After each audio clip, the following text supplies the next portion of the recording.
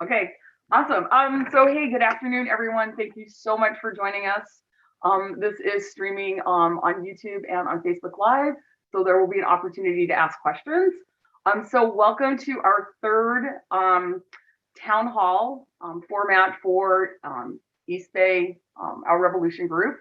We've got four amazing speakers for you tonight, and they will be introduced. So what we've been doing is examining justice from every angle. We started off with criminal justice, rolled into education, and now tonight we are doing housing justice, which is pretty apropos with everything that's going on with the potential evictions and mortgage crisis that we're going through. And we're exploring justice from all areas. History is very important because without knowing where you came from or what happened in the past, it's really hard to come up with appropriate solutions. We're obviously a global society now. We want to pull great ideas from wherever they come from. And most importantly, we want to be able to take action. Great ideas are great ideas, but unless you do something about them, they don't really matter. A little bit of the backstory, if you are new to us, Our Revolution East Bay is now formed. Our Revolution Contra Costa has merged with Our Revolution East Bay to make a stronger, more active group so that we can endorse more candidates, get more progressive candidates elected to office, work on more propositions and issues out there. So we are now one big happy family here in the East Bay. And, Our Revolution came out of the Bernie Sanders campaign way back in 2016. It's definitely evolved a lot now. There are a lot of interesting people on board. One of my personal favorites, Nina Turner. We take a lot of direction and inspiration from her. Jim Hightower, Larry Cohen, Ben Jealous, James Buckley, all amazing people in the progressive fight. These are the stats for Our Revolution East Bay before the merger. Contra Costa also endorsed a large number of candidates, and 30 of those won. I think combined, we were probably close to 80% of our endorsed races won in 2020. Most of our candidates were also endorsed by Our Revolution National. So we are probably the largest, most powerful grassroots progressive organization out there, especially fighting at the local level. So without further ado, I want to introduce you to one of my fellow board members who is going to introduce these speakers. And then I will circle back around with you, introduce our panelists, Andy Kelly, Alyssa Victory, Nicole Gardner, and Anna Marie Avia Ferris. And you can ask questions. So YouTube, Facebook Live, we have somebody monitoring that. So if you have a burning question, please put it there. So Sherry, without further ado, I am going to stop the share so we can see you.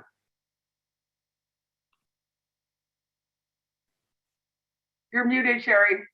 I'm muted. What would a Zoom meeting be without somebody saying you're muted, Sherry? Thanks, Susanna. I have the privilege of introducing tonight's speakers. As a member of Our Revolution East Bay, the Alameda Progressives, and the Alameda Justice Alliance, housing as a human right has always been one of my top priorities.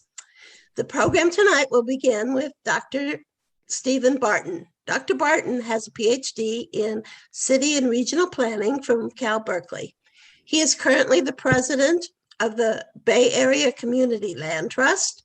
Dr. Barton is also the former director of housing for the city of Berkeley. He has authored numerous articles on the history of urban progressive movements, including the rent control and affordable housing movements in Berkeley.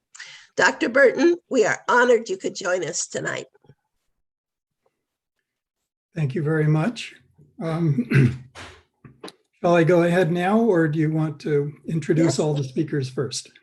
No, I think we'll do it one at a time. So you have the stage. All right. So one of my favorite quotes about the housing crisis comes from a planning professor named Peter Marcuse, who said something along the lines of that we don't have a housing crisis because the system doesn't work. We have a housing crisis because that is the way the system works. And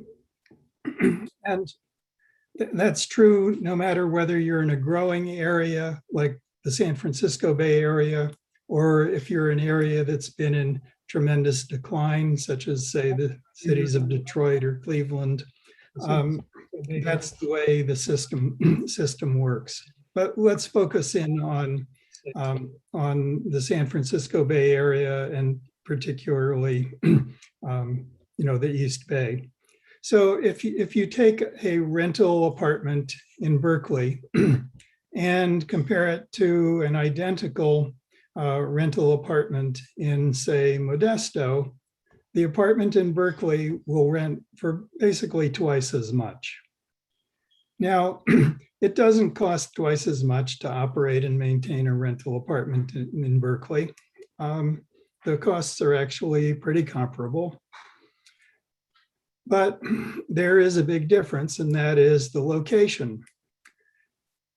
Now, the landlord has nothing to do with making the location in Berkeley more valuable in this economy than the location in Modesto.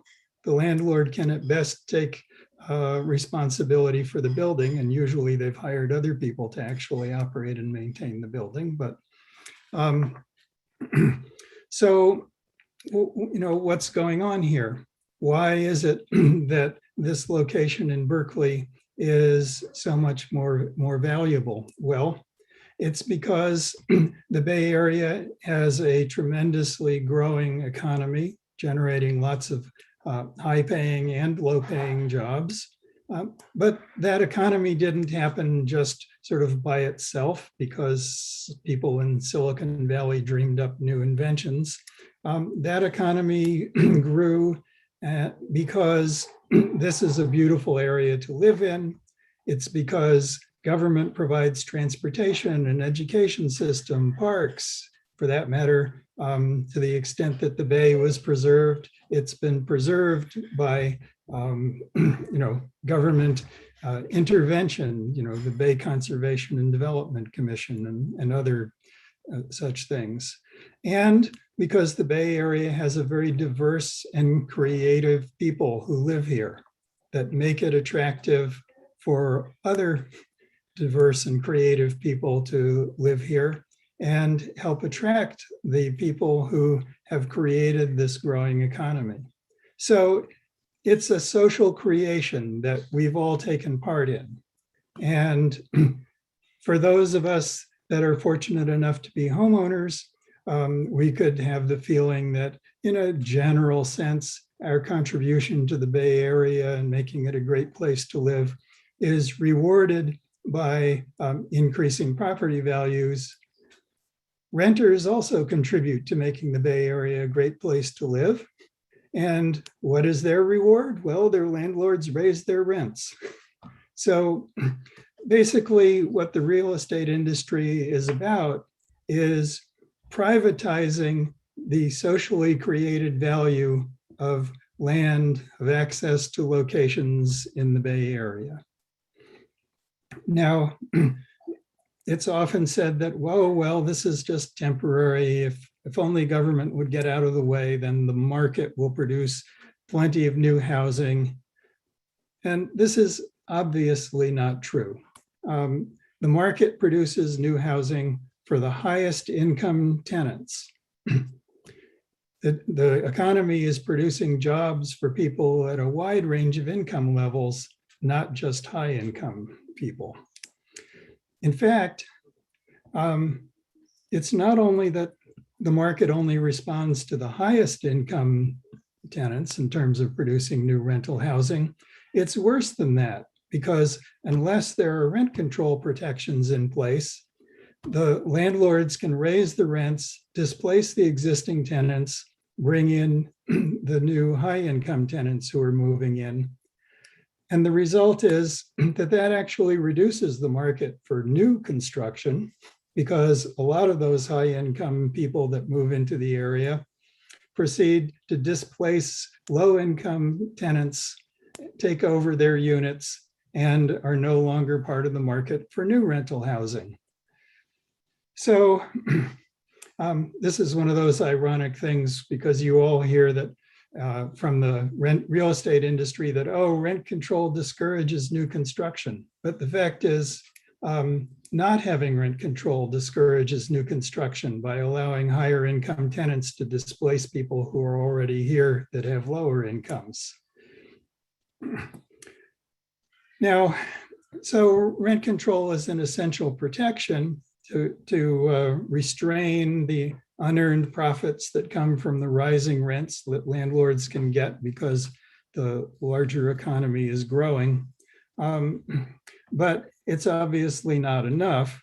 So, how do we deliver affordable housing to the existing lower income tenants and to the people who are moving in to take the growing number of relatively lower income jobs? Well, basically, there needs to be investment in nonprofit housing that is going to stay out of the market and where rents will stay relatively low.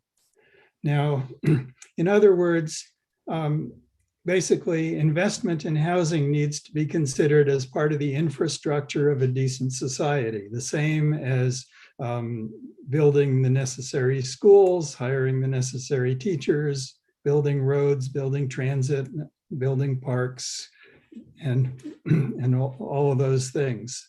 We need housing that's affordable to everyone. Now, it's important to understand that investing in housing that is not for profit, whether it's a nonprofit housing corporation that owns it, a limited equity housing cooperative, or perhaps a community land trust, such as I'm involved in, that when you pay the capital costs of the housing up front, you still need for the tenants to be able to, the residents to be able to pay enough money to cover the costs of operation and maintenance. And we live in a society that has such a weak safety net, that is so tolerant of extreme poverty, that there are an awful lot of people out there who can't afford the $500 or $600 a month that it typically may cost, and sometimes a bit more, to operate and maintain rental housing. And so for those people, it's absolutely essential that, that we work on creating a system that provides, a decent minimum wage, unions, higher incomes for the elderly and disabled, and so on. None of the, you'll occasionally hear criticisms by people who work with the homeless that all this nonprofit housing is not helping the homeless. And they're right, that unless you can provide additional subsidy to help operate and maintain the housing, even if you pay the entire cost of acquiring and rehabbing a building or building it new, it's still not going to get the cost down to a level that can be afforded by somebody who's trying to subsist on general assistance or supplemental security income for the disabled or elderly. So, none of the solutions stand by themselves. They all need, there has to be additional, they have to coordinate with each other. There has to be additional forms of assistance and support. And of course, taking housing out of the market, whether it's buying land and building new, which you all know is extremely expensive, or whether it's buying an existing apartment building and then rehabilitating it. It all costs an enormous amount of money. So where do you get the money? And what could be a fairer way of getting the money than to pay for it with taxes on the wealthy, and especially taxes on the unearned rising profits from the real estate industry. And Berkeley has been good about at least starting that process. In 2016, Berkeley passed a measure U1, which raised taxes on the gross receipts of residential landlords. So in other words, it basically said, if you're a residential landlord, you're going to pay an additional 2% of your rent back to the community that we can use to help the tenants who are harmed by the drastic rent increases that are going on. 2% actually isn't that much. Currently, it's a little over $5 million a year, but it's a start. In 2018, Berkeley passed Measure P, which raised the real estate transfer taxes on properties that are selling for, I guess it's about over $1.5 million. And again, taps into some of the windfall profits of the real estate industry. And again, it's a start. I think the current revenue there is around $9 million a year. We're going into another 2-year election cycle in 2022. And I would just say that I think the biggest barrier to creation of more affordable housing is the lack of revenue dedicated to that purpose.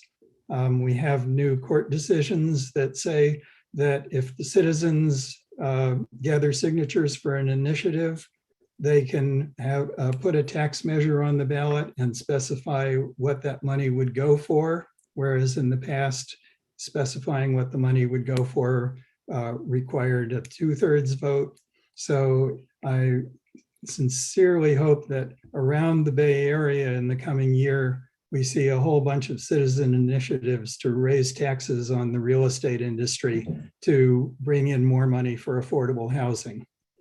So I'm not sure where I am actually in my 10 to 15 minutes, but I can, maybe I should just stop there and pass it on to the next speakers. You have a couple minutes. Okay. So let me make a small pitch then for the community land trust model. The Bay Area has, outside of New York City, the Bay Area probably has more housing owned by nonprofit housing corporations than any place else in the United States. There's about 60,000 units of housing owned by nonprofit housing corporations. That's all great, but it helps make housing affordable, but it lacks internal democracy. Some of those nonprofit housing corporations have tenant advisory councils. Some of them have a tenant or two on their boards, but we seriously need, the country has a crisis in democracy as well as a crisis of poverty and housing. And we need, those little building blocks like housing co-ops. And housing co-ops, however, by themselves have a hard time. If one building leadership turns over, you lose people with necessary skills. You need an organization that can help sustain those co-ops, provide them advice as to how to operate and maintain their buildings, help them through leadership transitions, provide ongoing training. And that's what a community land trust can do. So at present in the Bay Area, community land trusts are very small. There are only about 500, maybe at most 600 units owned by community land trusts in the Bay Area. So, that's 1% of the total nonprofit housing in the Bay Area. But nonetheless, I think it would be really important for Berkeley and Oakland and other cities to try and put a little more resources into building local democracy through community land trusts.